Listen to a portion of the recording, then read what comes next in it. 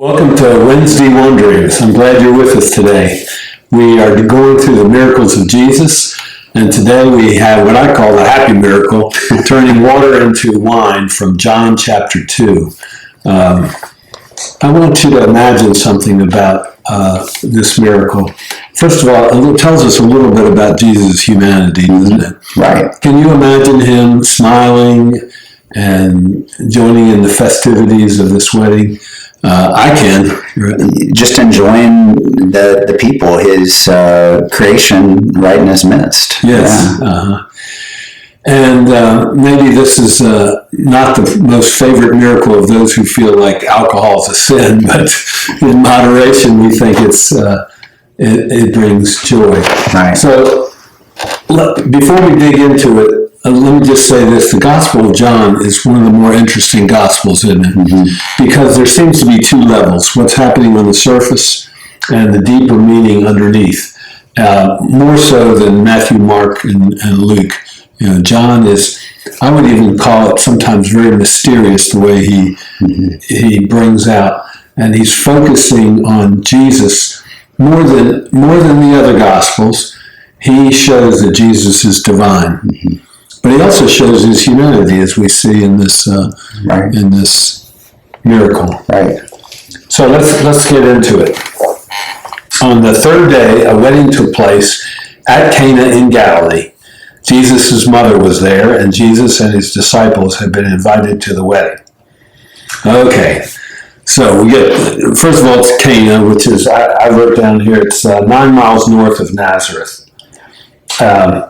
And his mother was there, and his disciples were there. Right. So there was a crowd. Yeah. Now, there's no mention of Joseph, so what do you think? Joseph went on to be with the Lord.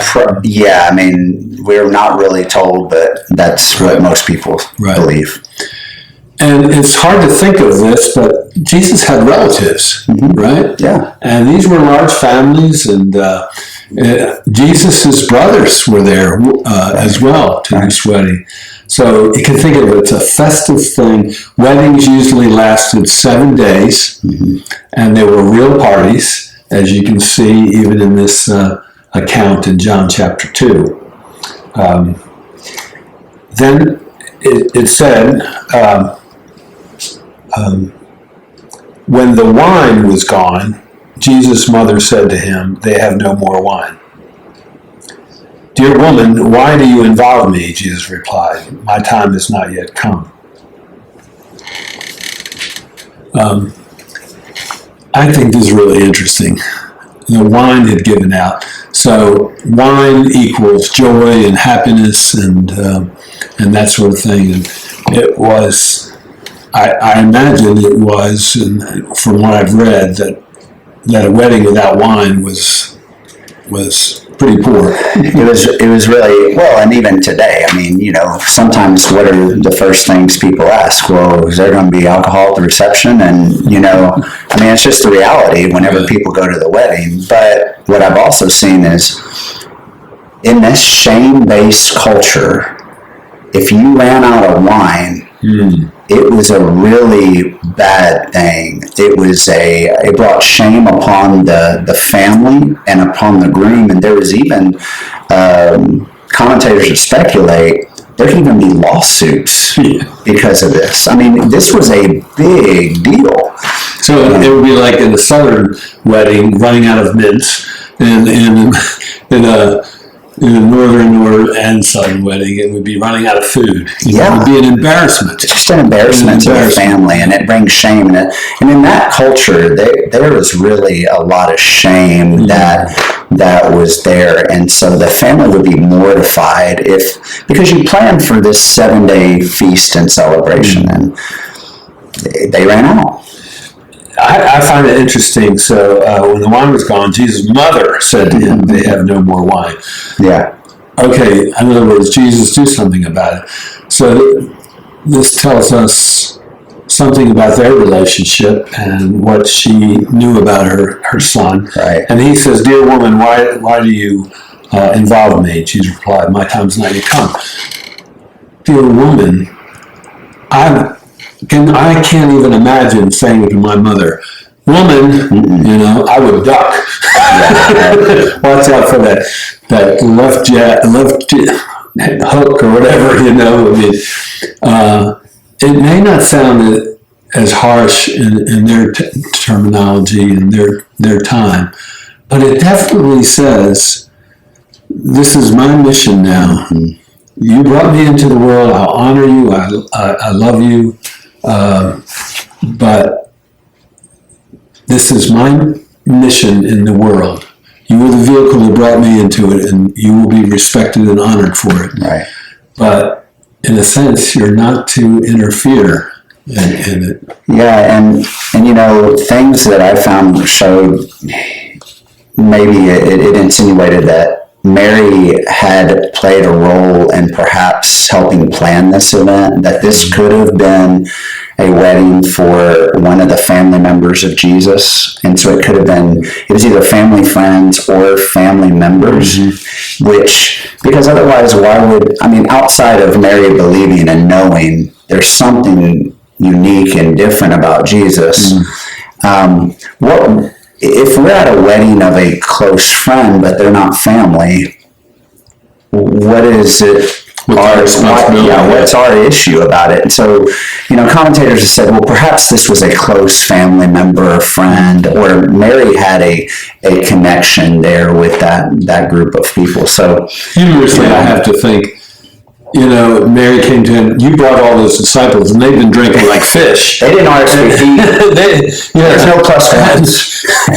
And you're the reason we run out of wine, That's true. That's true. Disciples. And I pictured them kind of all at a table hanging out, and Jesus just kind of looks up and goes, well, what do you want me to do? Why do I need to do? Right. Kind of this, not in a disrespectful way, but like, okay.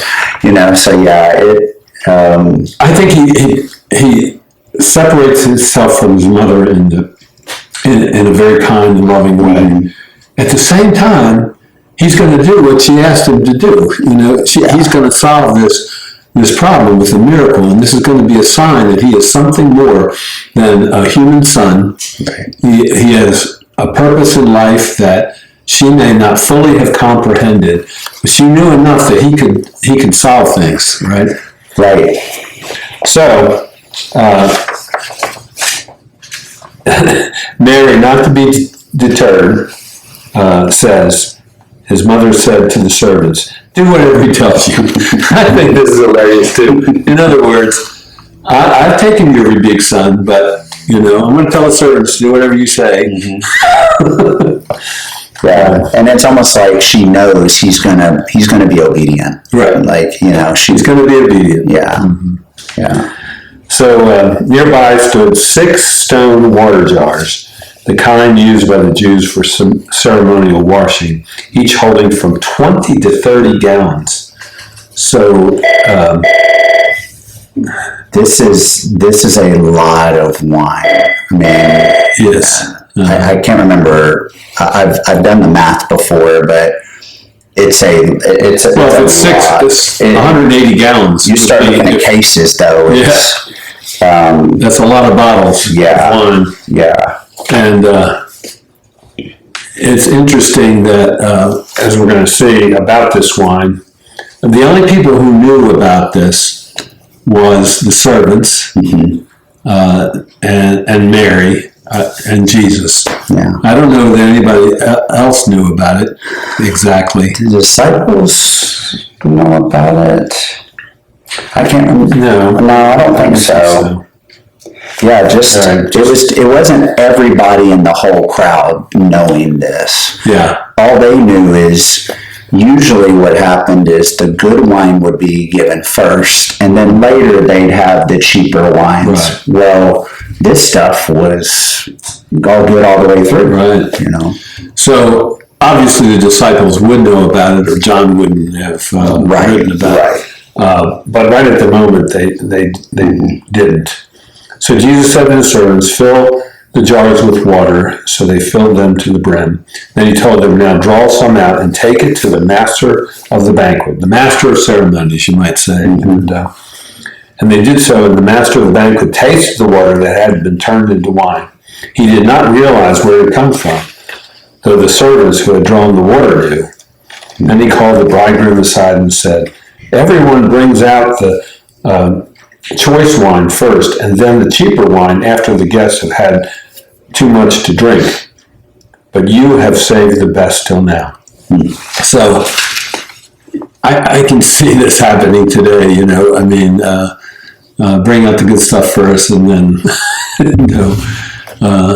then the watered down stuff, right? And A little cheaper. yeah. Oh, I wish we could taste that wine. Maybe you're not a wine connoisseur. I'm certainly not.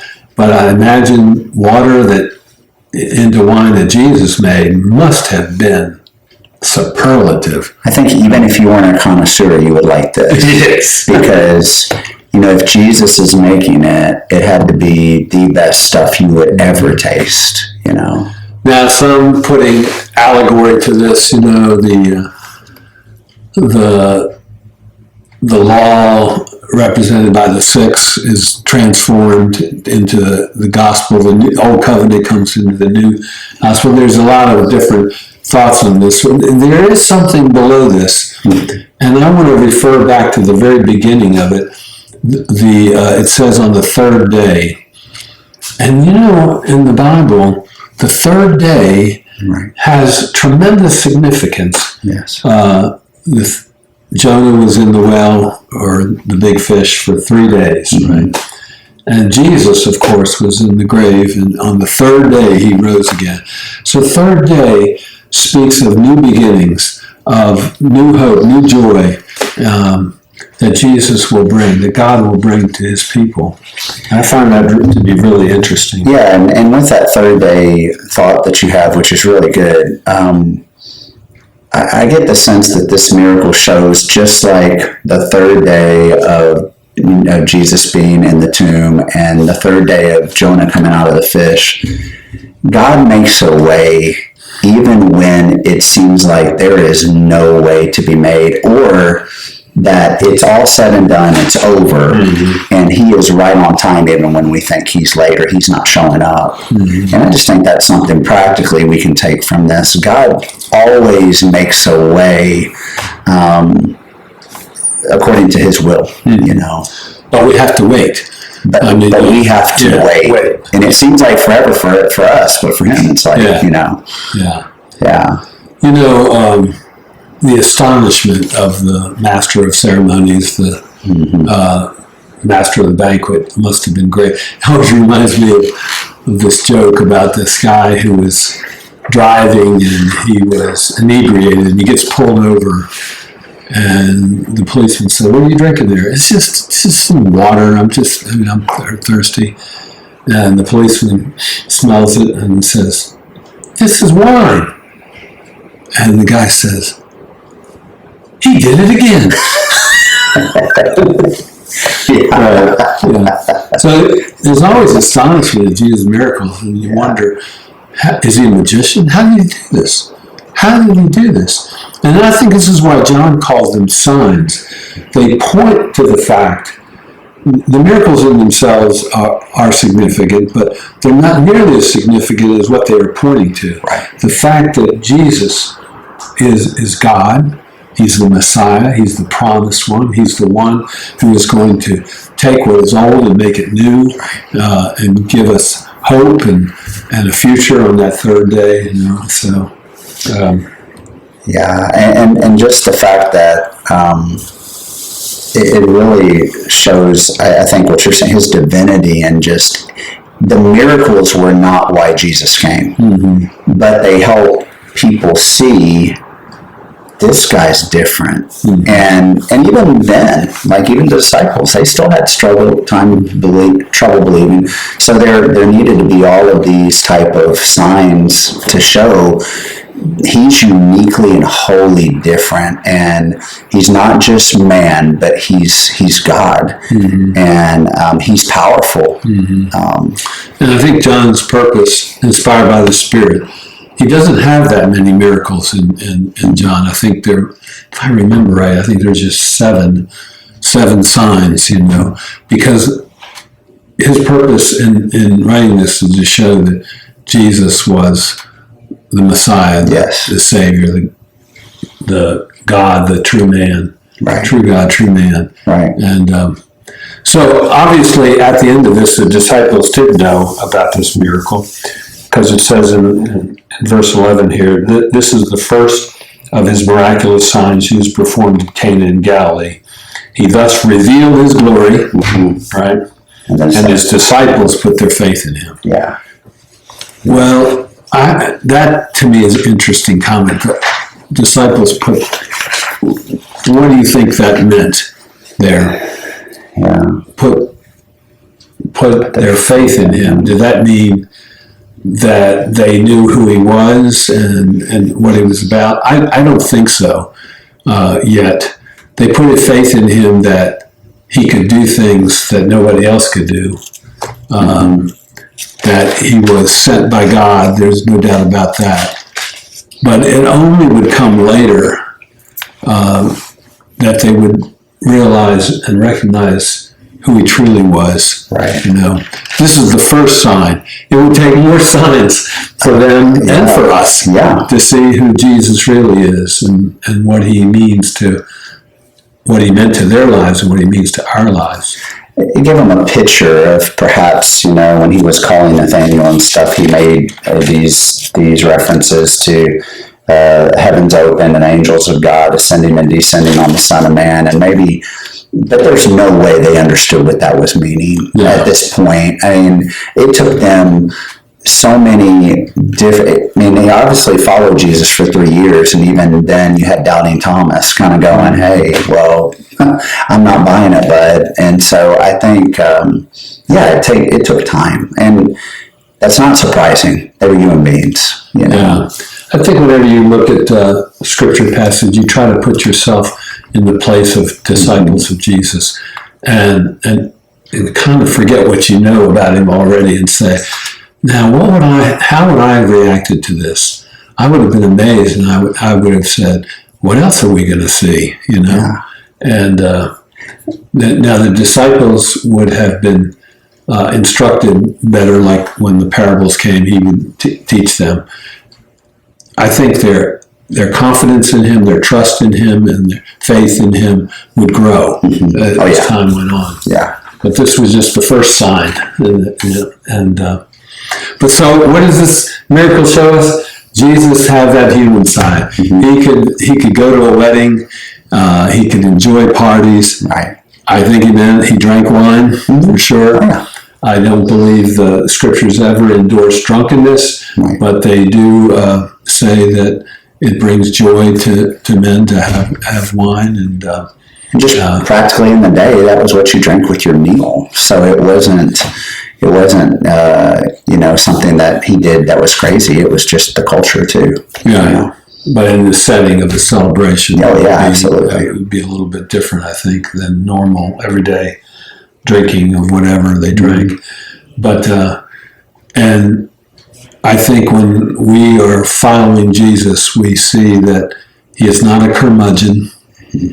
And yet he is to be honored and glorified and held on high, right? But at the same time, he knew what it was to be human. He knew what it was to celebrate. He knew what it was, as we're going to see, to cry, to